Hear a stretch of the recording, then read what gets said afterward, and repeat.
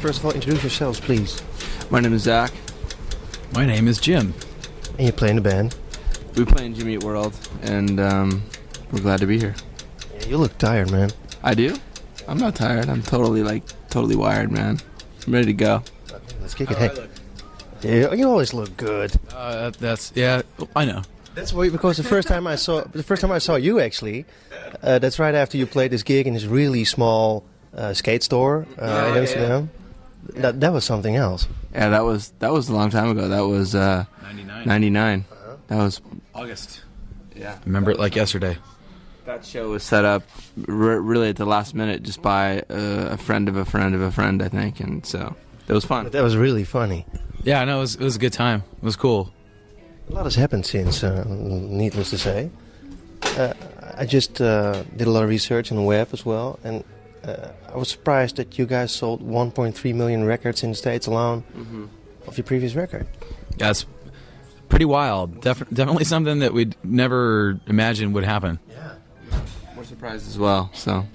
Sorry? I said we're surprised as well, I don't think anyone's more surprised than we are, I mean, that record was made really with no, platinum intentions, so. But it's worked out really well and strangely. Yeah, were you guys really surprised? Because, looking backwards, to me it's like obvious because it's a really good punk pop record.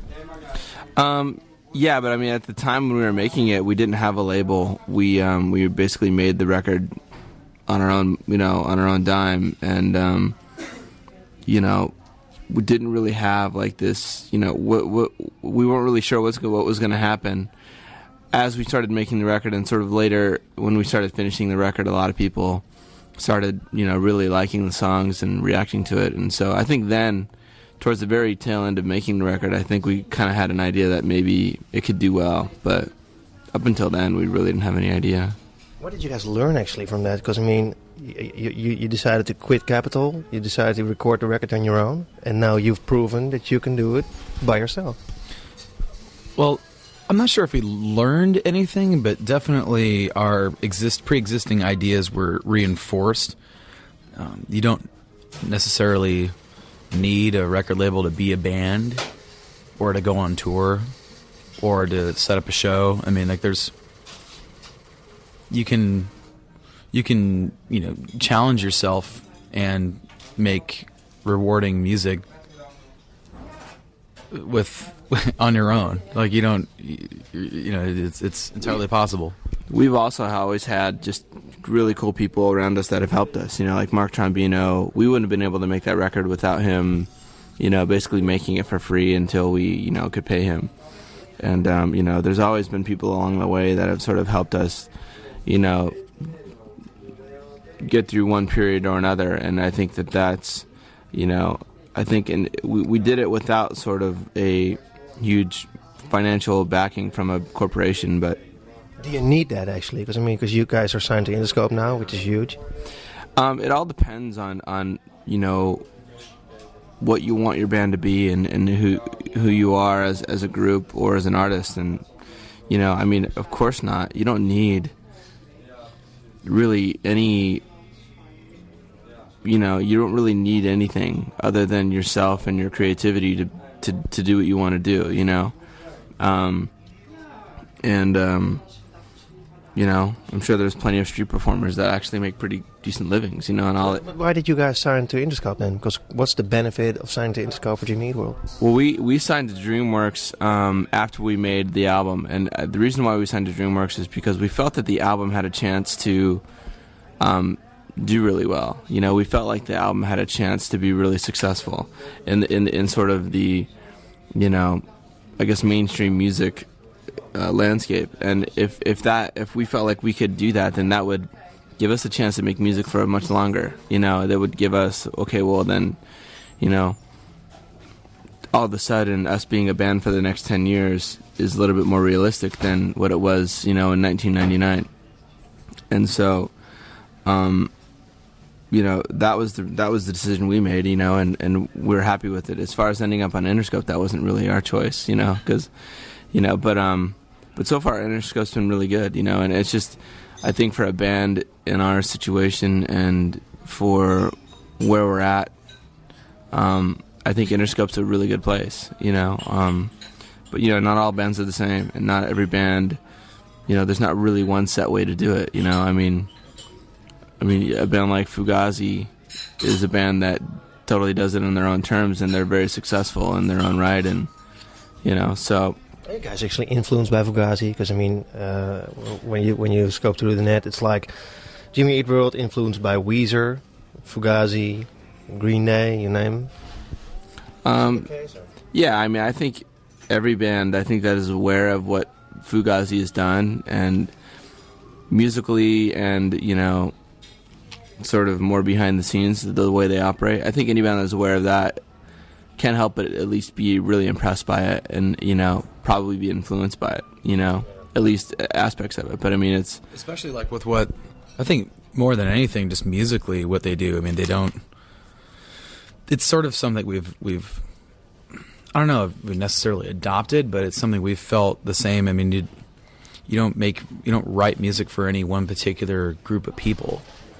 I mean, it's about challenging yourself and having fun and approaching things, you know, like approaching how you present something from maybe a perspective of how you would want to be presented with it, like from maybe a listener's standpoint, not any specific listener, but how you yourself would want to hear something.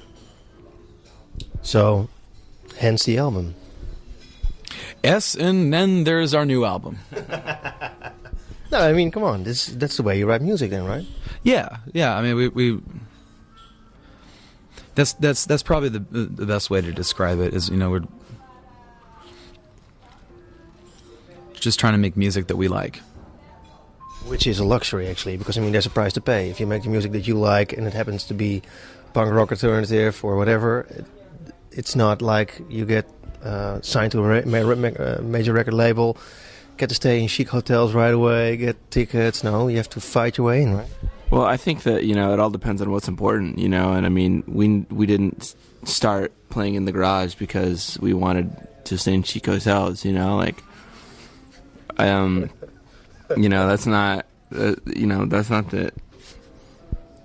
the end goal. You know, the end goal is just to make music. You know, if you're not satisfying if you're not satisfying, you know, what you want to do musically, then, or in any other sense, then, you know, the benefits of doing something else really don't really matter, you know, like, and, you know, we're able to make a good living doing this, and, you know, that we're extremely fortunate, you know, so, I mean, I don't ever see it as a handicap, you know. I think that on the whole, bands who play, you know, who express themselves honestly in music and really let their personalities come through in the music, I think they stand to have longer careers. I mean, you know, I mean... Is Discord actually still around? Do you guys know that? Yeah, they're still around, and they still put out albums, and I think Fugazi put out an album like a year and a half ago or 2 years ago. Right. Yeah, I kind of lost him because it got too experimental for me. Oh, yeah. Well, you know, I mean, I think that, you know, regardless, I mean, you know, they're doing what they want to do, you know, and they don't really have to feel this pressure to do, you know, they're a band. Do you guys feel pressure at all? I mean... No, I don't think we feel direct pressure. I think the only pressure we feel is just self-imposed. Like, you know, just, you know, I think the same kind of, I mean, the pressure we feel would be the same kind of pressure any band would feel going into an album and really trying to just push themselves to be better, be a better band, and be better performers, and make better records, and just feel like you're continuing to, you know, progress, you know, and... Yeah, artistically, and to be able to make a record at any point in time that's going to be the best you can do, you know. And it's like I mean, this is the first time where I think more people are waiting to hear this record than any other record we've released.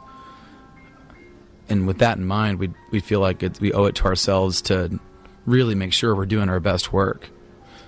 So it's not a pressure from, you know, like what oh, we gotta make sure people like us.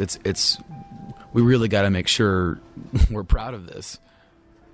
So is this one better than Bleed American? No, It's different. it's different. I think it's equally as good in the sense that when we set out to make a record, that's really, I mean, like I said, that's really the only goal, is to just feel like we're, this is when we're driving home from the studio for the last day, that we really feel like this is our best work with what we know about making records and our physical limitations on how we can play our instruments. A lot of layers in the music, I think, more. It's it's pretty deep. I mean, there's lots of maybe things you might notice after a few listens. I agree, yeah. There's one thing that strikes me about your music anyhow. It's like, the first time I put it on, I have like 4 favorites that I like, which are, well, bound to be singles probably. And the good thing about the music is that instead of just the pure punk pop music records that I got, that you never listen to after you listen like 4 times because it's really catchy but there's nothing to it, I keep listening to Bleed American, and I guess this one too. Well, thank you. Yeah, I mean, I think it's for us, it has to be something that engages you over a long period of time, because we're the ones that are playing it every night, and it needs to engage us, and like, so I think it's just, it's good to play shows and not get bored with your music, and I think that we have fun playing our songs, and I think part of that is because I think when we're making them, we're trying to make them as sort of profound and,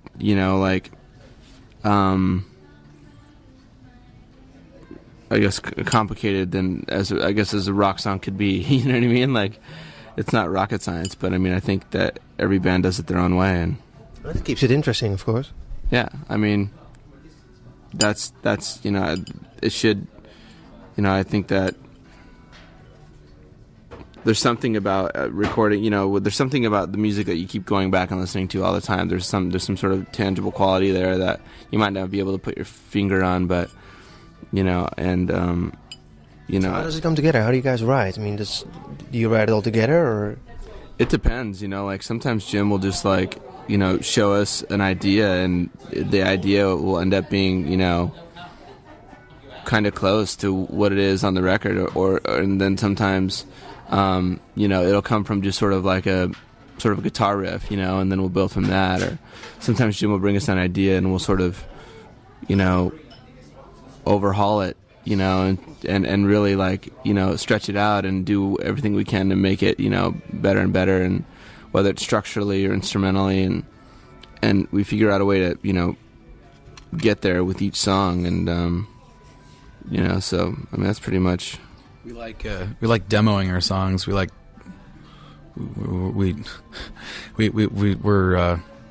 not shy of revision. I think every song on Futures was we must have made demos of each song maybe 9 or 10 times. And how do they differ? I mean, in speed or in like tempo, sometimes key, sometimes arrangement changes, production changes. We just really wanted to explore every possibility before we, get into the studio and press record for real. Really good. Hey, you don't like to talk about the lyrics, right? I mean, that's what I got from Nith. Oh, what do you want to know? Well, I think there are a lot of lyrics in here that are really interesting. I mean, Futures is a good song, I think. Drugs or Me. Actually, if you put the CD on iTunes, it says Drugs of Me, which is strange. Yeah, whatever. What are you doing putting our CD on iTunes, dude? I bought it, man. It's all illegal, all right. That's interesting you said it, because what do you think of that? No, I think... I mean, if I get a CD, I put it in my laptop, so it formats into iTunes, and I can listen to it on my iPod. Yeah, sure. No, I was just fucking with you, dude. Oh, but I mean, that's an interesting point, right?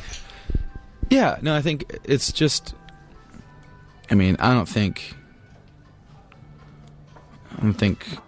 I mean, it's only a matter of time before the CDs just isn't necessary. That's just the way it is. I think it's an exciting time, but I don't think people have it quite right yet. There needs to be an easy way to legally purchase something that provides a listener with easy way to have that music available in full with all art, and be able to listen to it wherever they want. I mean, I don't think that the distribution is quite up to speed like where it should be. But I'm excited by that idea. I mean, I think that the illegal side of it, I think it does hurt. It hurts. I mean, it does hurt. It does hurt. It hurts bands. It hurts people out there making music. I mean, it hurts the record label, which I don't think anyone really has a whole lot of sympathy for. But that decision, I mean, I think Zach brings this up a lot. I think and I agree with that. The record labels may tend to become even tighter with what they choose to allocate resources for, and that usually means groups that maybe aren't gonna sell 1 million records right away, like developing bands. They're gonna be less likely to allocate the resources they need to help real bands have a career. They're gonna be more likely just to go with what they know is gonna make just a shitload of money, like, or running a label aren't actually going to be taking a pay cut. It's the artists who are easy to market and easy to promote and easy to sell records, and they're the ones that are going to get the label's attention. But bands that it's just traditionally that bands that have substance, and the bands that have especially in this day and age, bands that sort of do things that aren't so much like right up the middle.